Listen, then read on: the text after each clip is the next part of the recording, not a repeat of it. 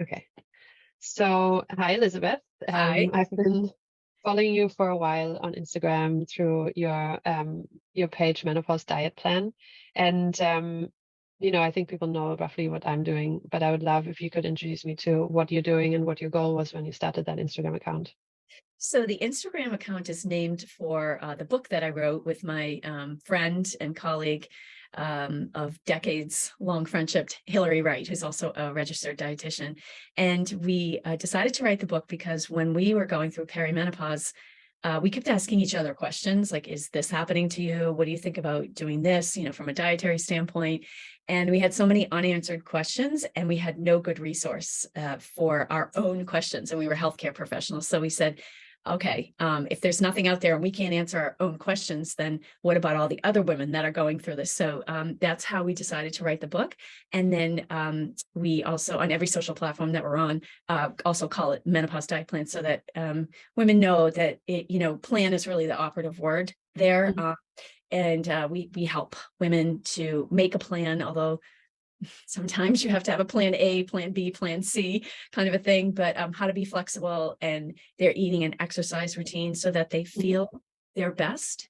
And also they help to reduce the risk for chronic conditions moving forward as they age. Yeah, that's wonderful. I mean, that's definitely the goal that we have as well. And when you say plan, can you explain a little bit more where you fall on this like huge spectrum of things that we're hearing about now, right? Like we're hearing elimination diets, we're hearing about people fasting, we hear about the omnivores, carnivores, vegetarians, vegans. Like where within that spectrum do you fall?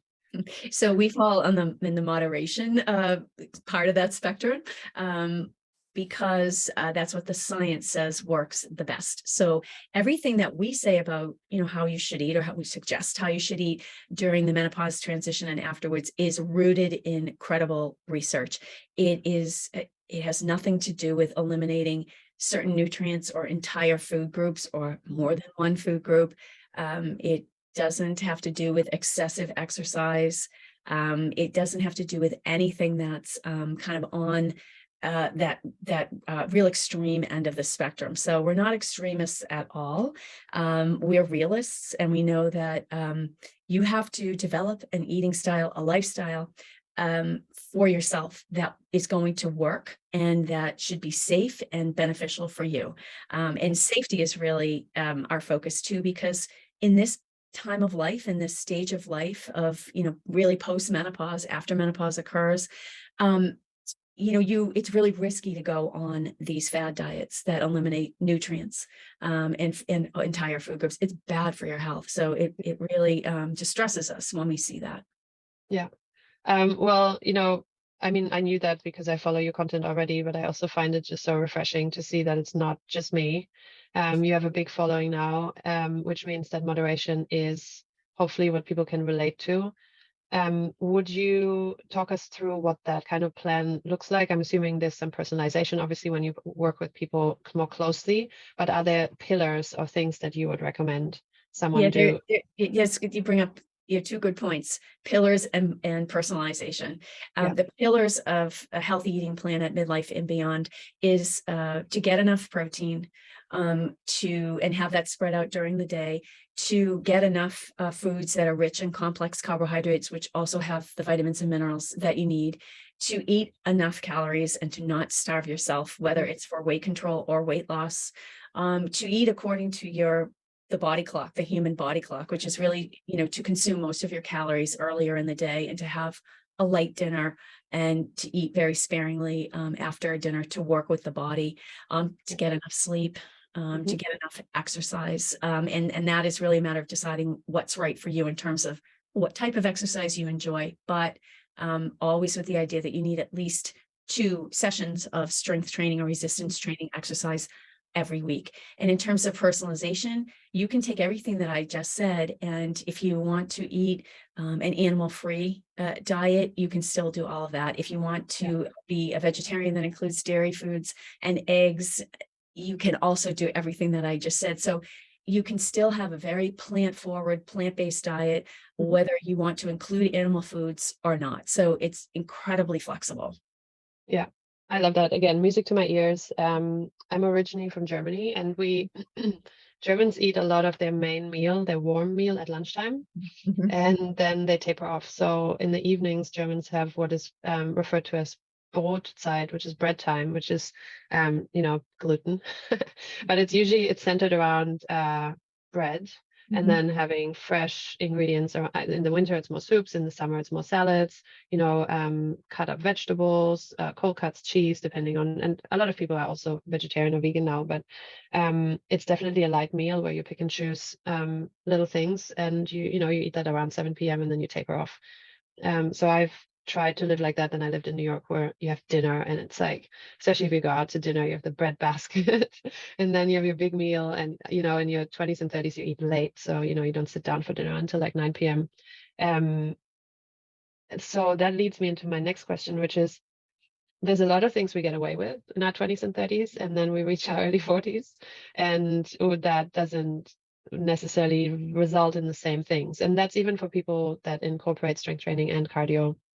When that weight starts creeping up, how do you discuss that with the people that you work with or on your platform, and what are your recommendations? Well, first of all, I totally agree with you. There's plenty that you can get away with in your 20s and 30s that, really doesn't fly in your 40s and 50s. So when a woman, will tell us that this is happening to her, both Hillary and I, you say, look, we're dietitians and both of us gained weight during perimenopause. It happens, bodies change. How you handle it is really the key. So at first you have to understand why the changes are coming on. And, part of it is that, as we get older, we're just less active. We're not running around as much. We're not, well, now we have walking desks and things like that. So that's very helpful, but we're just not as active as we were when we were younger. The other thing is, you gradually start to lose muscle tissue, although that's not a huge contributor, but it's something. And, your diet may not be, what it should be. So what happened when I can't speak for Hillary, but when I found that I had gained that weight, I took a good look at my diet and I said, are my meals big enough? Do they actually have enough protein in them for me to feel satisfied so that I don't pick between meals? Do they have enough fiber in the meal so that, again, I feel satisfied?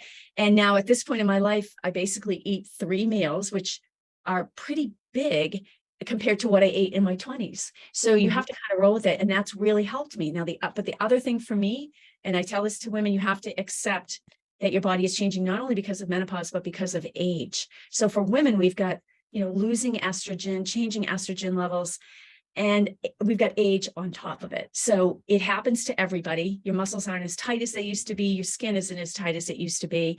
And that's age. That's not just menopause. So you have to have some acceptance. So while I didn't lose every single pound that I gained, I lost probably half of it, and I'm holding steady where I am, and I'm healthy. And that's really, what the goal should be. So when women discuss this with us, we say, okay, we're not going to do fad diet so that we can look like we did when we were 25, because it's not good for you. It never was at 25, and it's even worse for you now. Yeah, yeah.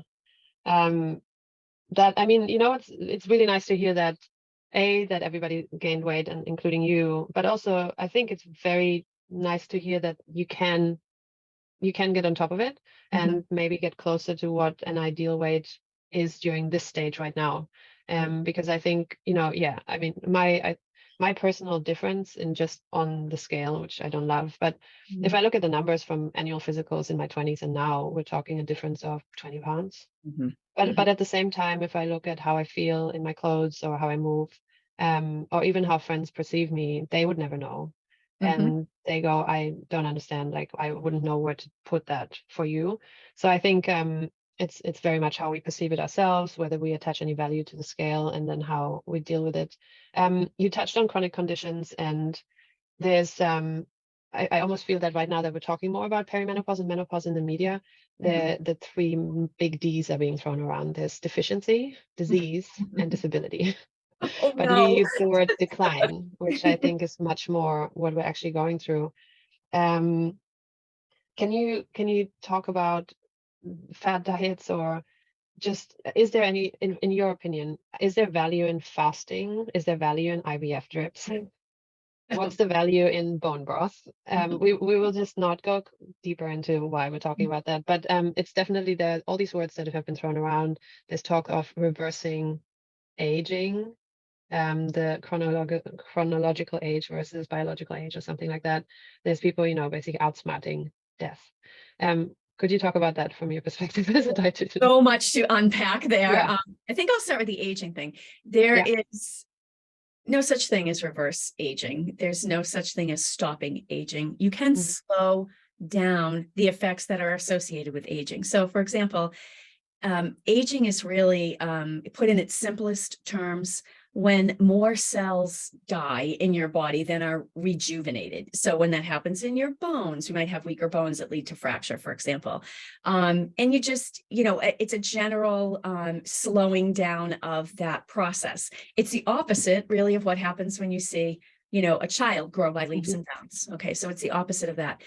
There are definitely things that speed that process up, that aging process up. So, for example, smoking, air pollution, eating a diet that's low in foods that are rich in antioxidants. And the first three things that I just said there all have to do with oxidation of cells and death. That's cell death, basically. So you can speed it up with your bad habits. Although some people seem to outsmart that too. So genetics really plays a role in how you age as well. But if you look at the longest living populations on the planet, there's so many things that go into the fact that they live long. They're not overweight. They eat a lot of plant foods. Some of them eat quite a bit of fish. They have a very strong community. And that's something that I think gets ignored a lot. They're not lonely. They have a sense of purpose. And we can create that, if you don't have anybody around you to do that with, certainly on the internet and through, platforms like yours. So, it's feeling that, you have a purpose in life and that you can help others is very, very important to longevity. In terms of, hooking up an IV bag, my daughter is a nurse, so I can tell you, it's like, this is the most ridiculous thing I've ever heard in my life. There's no way that, a bag of vitamins can replace food. And it's just, something that the very wealthy or people with means, are toying with, and it doesn't have anything to do with your health. In terms of bone broth, yes, it's nutritious. It's quite rich in protein for what it is, in relative terms. Is it a meal? Absolutely not. It is not a meal. It's a drink. It's a soup. It's something to go with a more substantial meal. Trying to think of all the things that you asked me The about. fasting. I think the fasting comes up quite Fasting. often, especially it works so well for a lot of men. It works for some women. In my, I intermittent fast occasionally, but I also make the fasting period intermittent. So I never suggest to my body that we're going into detriment, or so if I fast for 5 days intermittently, not 5 days straight, so if I do 16 hours and 8, then on the weekends I do nothing. I do the opposite. I give my body joy and happiness and breakfast first thing in the morning. Is there value in that? Do you, again, from your standpoint and what you've observed over the years, it's such a divided topic for women in midlife. What do you say? Well, I'm glad that you asked about it, because I've actually written about it quite a few times and interviewed people who've done research. One of them from Harvard, right here in Boston, about the value of time-restricted eating, which is what I also call intermittent fasting.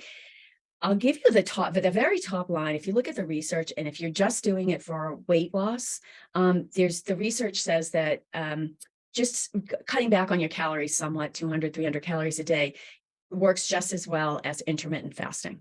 Okay. The thing about intermittent fasting that I find that people like, especially women, is it confines their eating to a certain time, and it really helps them through the evening hours when they really were struggling with those evening hours prior to that. Now, the thing about intermittent fasting is it's not about what you eat, it's about when you eat. And that's what they measure in terms of, is this effective? So that's where I have a problem with that too, because for some people, they'll take it as license to eat, during whatever they want during that short period, and say, well, if I just shut it off after that, 10 hours or whatever, 8-hour window that I'm giving myself, I'm going to be fine. That's not true, because you could be overeating calories during that period, and you also could have a low diet quality Mhm. overall, which of course could jeopardize your brain, your bones, your heart, and your overall energy level. So there's a lot that goes into it, but I think the bottom line is that if you want to try it, you need to make sure that when you're eating during that eating window, that you're getting everything you need. You're getting all the nutrients you need. The other thing is you have to make sure that whatever schedule you pick is conducive to your life. You don't want to do something that will interfere with you having dinner with your family every night, because, oh, I can't eat. I had to stop eating at 3 o'clock, that kind of a thing. And you want something that you can sustain. What can you live with? Mhm. So there's a lot that goes into it, but I think the bottom line is you don't have to do it if you don't want Yeah. to. And what about the ketosis? Like people who don't want to do it for the, I've done fasted exercise specifically for marathon training to be able to better utilize glycogen. So that was very specific in a very short period of time. It's only the last few weeks of a marathon cycle where you do that, once a week, you run, and it's awful Yeah, because, yes, it's awful, right? yeah, Because you don't have enough carbohydrate to fuel your muscles, and it's yeah, painful. yeah. So most of us won't be doing the marathon, lovely marathon training that you're doing. But in terms of ketosis, it takes anywhere between 12 and 14 hours of not eating to go into ketosis, which means you're burning fat while and you're not eating. So you're mobilizing some of that body fat. Mhm. Here's how you can do that. You don't have to do any specific fasting or anything like that, any strange weird program. You can just shut off your eating at 7 p.m. and don't eat again until 7 a.m. and you'll be getting the effects of that fat burn. Yeah, that's great. So I myself often thought that it had to be longer than, at least longer than 12 hours for sure. But it's reassuring to hear that 12 hours is good. Yeah.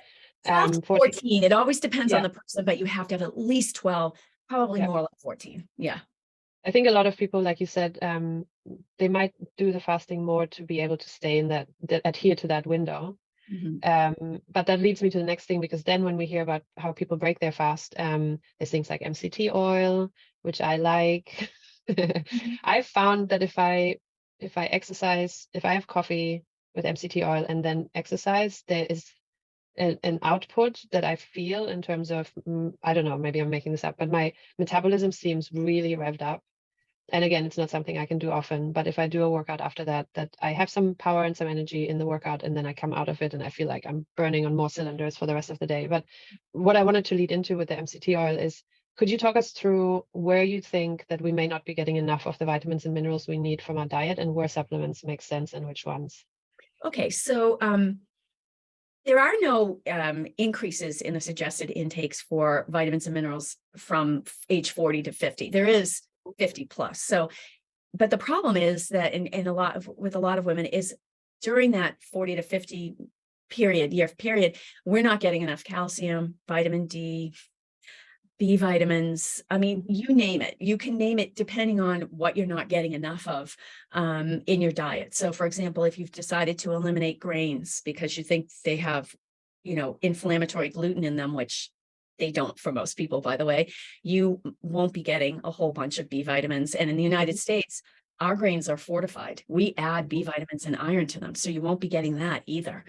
So it all depends on what you're not getting enough of. But I can say, blanket statement, it's usually calcium and vitamin D that women aren't getting enough of. Also omega-3 fats, because we don't eat enough seafood. And in general, across the board, it could be vitamin C if you don't eat enough citrus fruits, or you avoid things like strawberries or other berries or broccoli. It all Mhm. depends on what you're avoiding.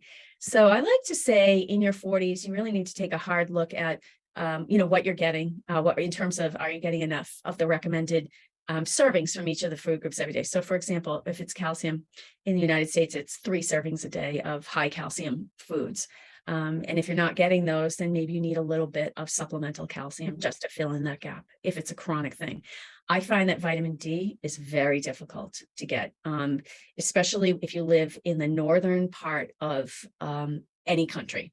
Yeah. So in the United States, if you live, north of Washington, D.C., that parallel, 6 months out of the year, you don't really make any vitamin D at all. And vitamin Yeah. D is made by exposure to sunshine. So you need to get that in a supplement. Do you want to go into your kind of your menopausal years pretty much set, knowing that you're getting enough of these nutrients? Yeah. We hear things, like pre and probiotics, I think are very popular. A lot of women seem to have gut issues. I don't know if that's stress related for a lot of us, magnesium is floated a lot. And then specifically, I've also, heard about vitamin K and E in relation to your actual cycle and some of the pain. Could you just briefly touch on those four? Okay, so magnesium is a very important nutrient for bone health, and also 300 plus other reactions in the body. But taking big doses of it isn't exactly, good either, because all of these nutrients work in concert with each other. They have to be balanced. But when it comes to sleep, a lot of women rely on magnesium glycinate. That's a form of magnesium that may help you sleep more. But magnesium is one of the nutrients that women may not get enough of if they don't eat enough fruits and vegetables, beans, Mhm. things like that. In terms of gut health, I find that one of the biggest issues is that women are not eating enough fiber. I know here in the United States, we're recommending 28 to 30 grams of fiber a day. The actual intake is 11 to 12 grams of fiber. So when you get enough fiber, you're getting the prebiotics that you mentioned. You don't have to take them in pills. You're getting that type of fiber. A prebiotic is a type of fiber found in food or in a supplement that actually promotes the growth of good bacteria in your gut, which is going to contribute to your overall health. Probiotics are either found in foods or in supplements, and they are the actual organisms that you want to populate your gut with. So, for example, fermented foods that aren't pasteurized. For example, a lot of people will buy sauerkraut and say, well, this is a fermented food. But if you look on it, it's been pasteurized. That will kill the probiotics. So, but I think that some of the easiest ways to add probiotics to your diet would be kefir or also yogurt with live active cultures in it. And those are things that you can have every day and also get the calcium that you need and get the protein that you need. So it's kind of like one-stop shopping, and it doesn't have to be any food that you've never tried, like kimchi or kombucha. It doesn't have to be that. These are like common foods that you probably should be getting daily. So we did magnesium, we did Yep. probiotics, prebiotics. K, K K and and E, K E. and E, K and E. Okay, so vitamin K, very interesting vitamin that is usually associated only with blood clotting. You need enough vitamin K to clot your blood, but it's also associated with your bone health as well. And vitamin K is found in dark green leafy vegetables. So a serving of those, every day isn't going to hurt. It's also very good for your brain. In terms of vitamin E is an antioxidant, and it helps to ward off damage to your cells that might cause premature aging, like we were talking about originally. In terms of pain, like during your cycle, I would say I haven't read any vitamin K or vitamin E research, so I'd have to read that before I commented on it.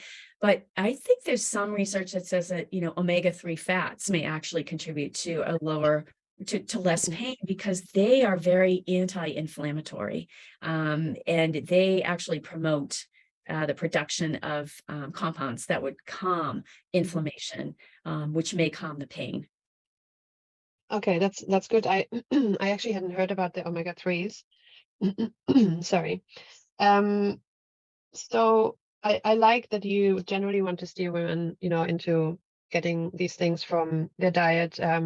When it comes to dairy, again, German grew up on a lot of good dairy. Mhm. I would say I was very lucky. And I still eat yogurt. I don't drink milk. I mean, I cook with cream, and I've probably used every other dairy product. Like in Germany, we eat a lot of quark. Have you ever come across that? I Like it's a don't very know. dry byproduct of the butter process. Oh, okay. And it's basically like a incredibly boring, dry ricotta cheese. Oh, But okay. it's Thanks. like Germans eat that either as a spread under jam on toast, or they would eat it fresh just out of the container. You can make really great cheesecake with it because it's not very wet. Mhm. And then students, when we were studying exercise physiology, our professor actually told us that you could apply it to like shin splints on your shin and it would draw out the inflammation. I Okay. am not sure. I would actually need to reread some studies on that, but we religiously, because quark is so cheap because it's not actually the product that you want, we would religiously buy like the pound container and then smear it on our various injuries. Whatever works. It's not dangerous, so. No, Yeah. it's pretty funny. And then we just lie still. Um, but as part of Vital, and this is sort of my last question, we try and give women tools that are really easy to incorporate into their daily lives. So we do a lot with exercise snacks. So we have like a list of sort of these two-pronged exercises that you could do each day. And instead of making somebody do a longer workout or stressing them out on a day where they have a lot of meetings, we go, this takes 1 to 2 minutes, and we want you to do that 5 times a day. And by the end, you've accumulated, 50 push-ups, but you do that whenever you find time. So you just drop down literally and give me 10. We've heard from women that they're looking for the same on the nutrition front. So, what can they make in batches that they could put in the fridge and have on hand for a healthy snack? And now I'm also very conscious of what you said earlier, and I actually eat the same way as you. I have meals. I don't really snack. So maybe it's more of a what side serving could that be that has some of these components? So could we do one for protein? Could we do one where you really focus on the fiber? And then could we touch on some of the vitamins?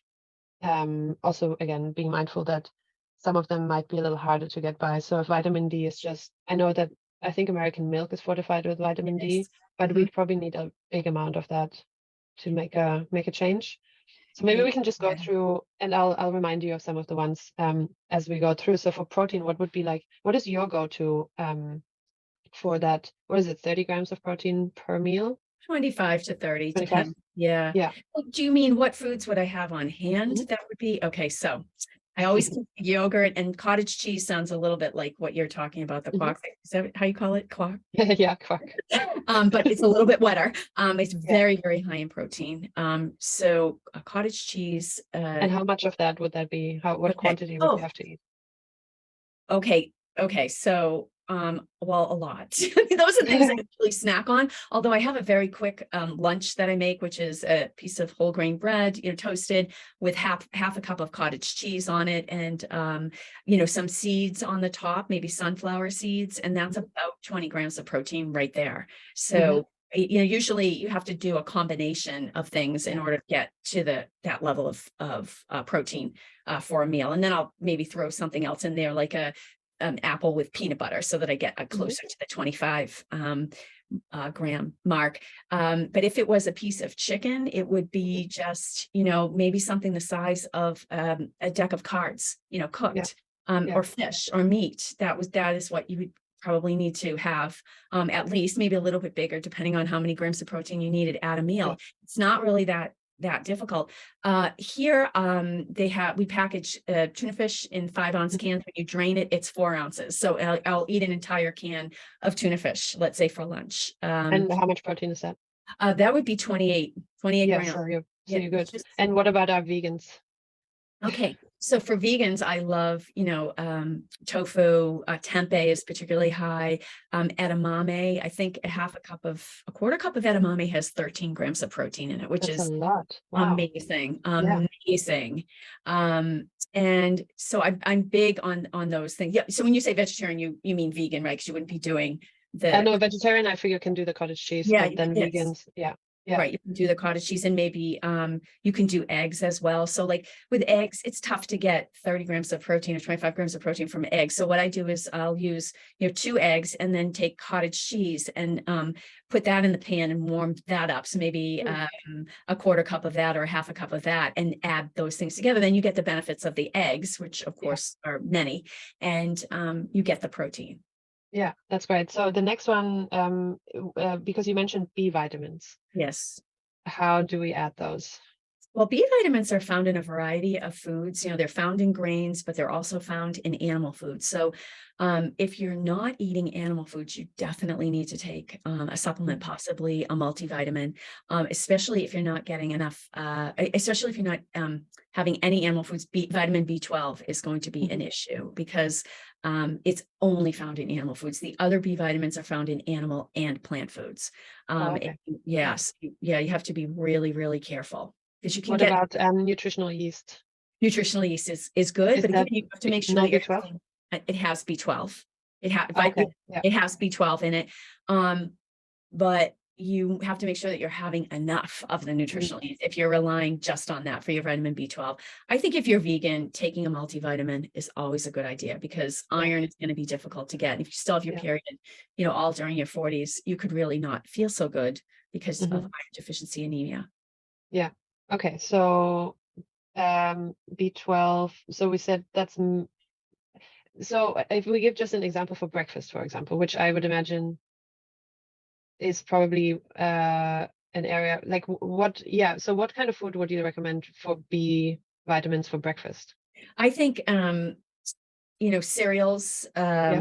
For example, I have oatmeal every day, which I put in the microwave with milk. You could use soy milk if you wanted as well. And then I stir in peanut butter Yeah. to Same. get some more vitamins and some healthy fats. And and then add dried fruit to that as well.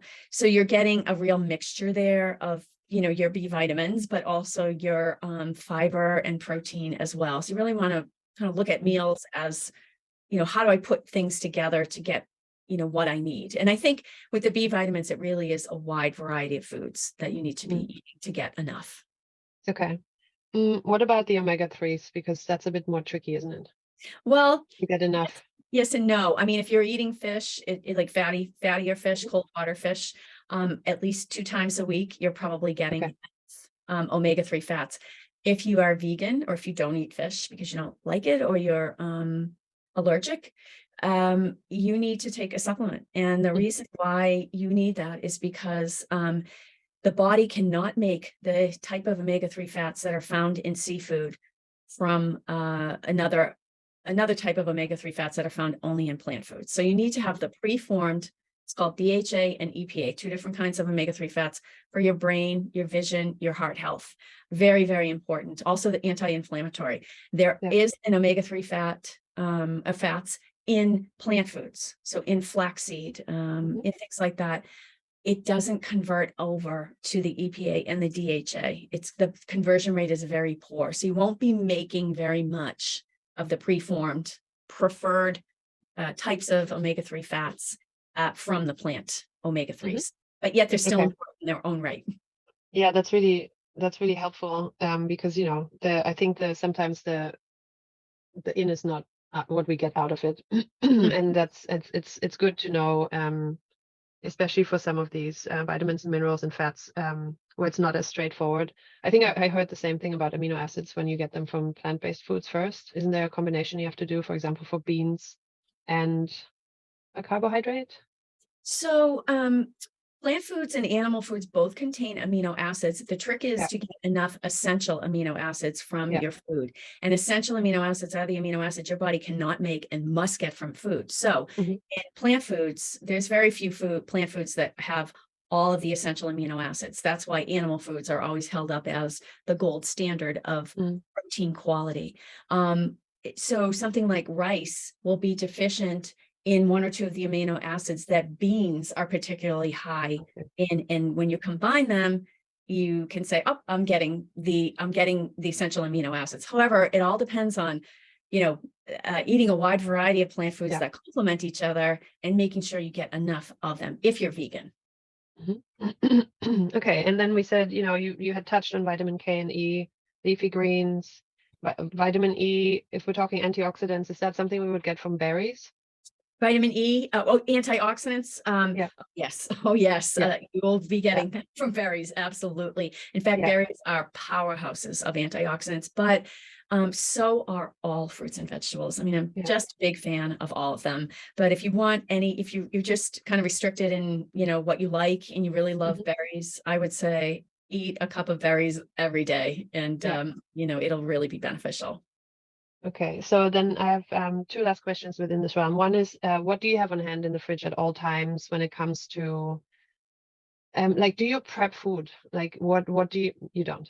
Well, I'm the mother of 3 children, so what I always did was had an idea in my mind what we were going Yeah. to be eating, but I'm not a big meal prepper. I'm a food prepper. Yeah. So, and by that, and on the, in the very most basic way. I mean, my mother taught me how to make a meal out of just about anything. And so as long as I know I have the basic ingredients in the house, I can come up with something. So Yeah. just a few minutes ago, I said, because it's dinner time here soon, what Yeah. will we be having for dinner? And, we have salmon in their freezer. And Mhm. I went and I pulled out the salmon and I will defrost that. And then I have vegetables someplace. I have grains in the house. Mhm. There's a meal. So I don't Yeah. stress too much about it anymore because I'm not feeding 5 people every night. But I think if you have the healthy ingredients on hand, you can assemble meals rather than cook them. And I think Mhm. a lot of women, in their 40s and 50s and 60s, are like, okay, I'm getting tired of cooking elaborate meals every night. And it's okay if you don't. You can still have such great nutrition without Yeah. spending hours in the kitchen. Yeah. So I think for this one, we'll basically refer people to speak to you in more detail on how to Yeah. build either, having the building blocks of these meals, Yeah. or I don't know if you do like grocery lists for people. I do No. think that I underestimate being more like you, how much more guidance people seek in that way. Yeah. Just to have these things on hand, or have even sometimes I'll grate carrots and I'll make like have a salad that we have a big batch of. So then I can throw that together either for lunch as a side, or for dinner. But a lot of people may not be doing that. So I think we'll send people to your page and your website. And We do actually you, do have a lot of suggestions about that in the book. And okay, yeah, we also have recipes in the book. And I'm a big fan yeah, of batch cooking. If I hmm, make chili or if I make a yeah, stew, I make double that yeah. amount. I put it in the freezer. So That's good. Yeah, that's um, exactly what I make. So especially if we're eating something, and I still have 4 mouths to feed and 2 very little ones. But on a Sunday, for example, we had made more quantities of everything, and now it's Thursday. But up until yesterday, we were still grazing on some of the salads that would keep longer. Like it's more like it was purple cabbage mhm. and things like that. So it was nice to have an easy start to the week. Will you be having wine with dinner? That's I think No, the last thing. I No. won't be. Okay. No, I will not be. Just because I'm not a big drinker. Mhm. It makes me tired. Wine makes me tired. But I'll tell you one thing that Hillary and I do, especially when we're together, is we have a beautiful cocktail. We have one Yeah. cocktail, Mhm. maybe once a week, and maybe have another glass of wine during the week. But no, I'm not. I'm just not a big fan of wine Yeah. every day. I'm certainly not from a health standpoint either. But that's probably a topic for another time. Yeah. Yeah. Yeah. No. I'm again leaning in your direction with that, at least for most of the week. But I love that when you say, occasionally you'll have a cocktail, that there is still that element of moderation. So yeah, to wrap this up, I just it's so nice to hear from you and Hillary by osmosis about your approach and the fact that it is moderation based. I really hope that as society and as communities we're moving more in that direction, because I think we can all benefit from it. So I will always elevate those voices as much as I can, and I really thank you for educating us and talking about your work and your own experience. And yeah, I really look forward to sharing this with people.